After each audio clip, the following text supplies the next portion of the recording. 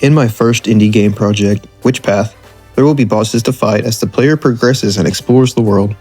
I want to do a more personal and in-depth devlog going over the design and implementation of the first boss in the game. The main idea of the game is that you work for a restaurant and you have been tasked with tracking down those who have walked out on their tab and make them pay their dues. I want to lay out the goals early in the game, like the robot masters from the Mega Man games, and give the player the choice of who to go after. So you go through this swamp and you find out that there is a community living there, and these people have been constantly harassed by this boss. Naturally, clearing the boss may reward the player with getting more content through interactions with this community. I wanted this boss to be a big brute, intimidating in design, but not super challenging to fight. The design is a large swamp Oni-like figure. I took some design inspiration from Mononoke. He has a mask that is made of wood, but is shaped or carved like a skull of a rabbit with some red paint on it. He wields a greatsword that is half a variegated monstera leaf. He also has a red ribbon on his belt and a backplate that is a nod to a certain classic gaming villain. His name is Usagima. Usagi meaning rabbit, and Ma meaning evil spirit or demon. So the first boss is the rabbit demon. Originally, I had this fight as a king of the mountain, where if the player was hit, they would fall to the bottom of the mountain, and Usagima would stomp on the ground, causing rocks to fall on the player.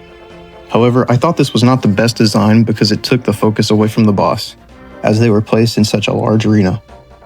Why would I go through the trouble of designing a character you could snipe across the map and never see?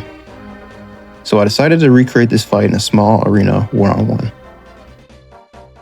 This is how I implemented my ideas. I created a state machine that cycles through the states teleport, slide, fly, and wound. When the player enters the arena, the cutscene with dialogue will play, and then the health bar shows and the boss's logic starts. The teleport state picks a side of the arena, left or right, the slide state, and decides the direction the boss's sprite and collision is in. Then it cycles to the slide state. While in the slide state, the boss will slide down the wall looking for the player. If the player is seen, the boss will charge forward to attack the player. If the boss connects with the player, they will take damage and return to the teleport state. If the boss misses the player and connects with the opposite wall, they will fall to the ground and become vulnerable to the player's attack for a few seconds before returning to the teleport state. I feel as this is a simple idea for what is supposed to be an introductory boss fight, as it is not super complex and easy for the player to figure out. At the same time, not being a cakewalk. The fight is clearly not finished as I need to finalize animations. When the fight is in a more finished state, I can upload the fight to this channel and other platforms. Thank you for taking the time to watch my video. I really appreciate it.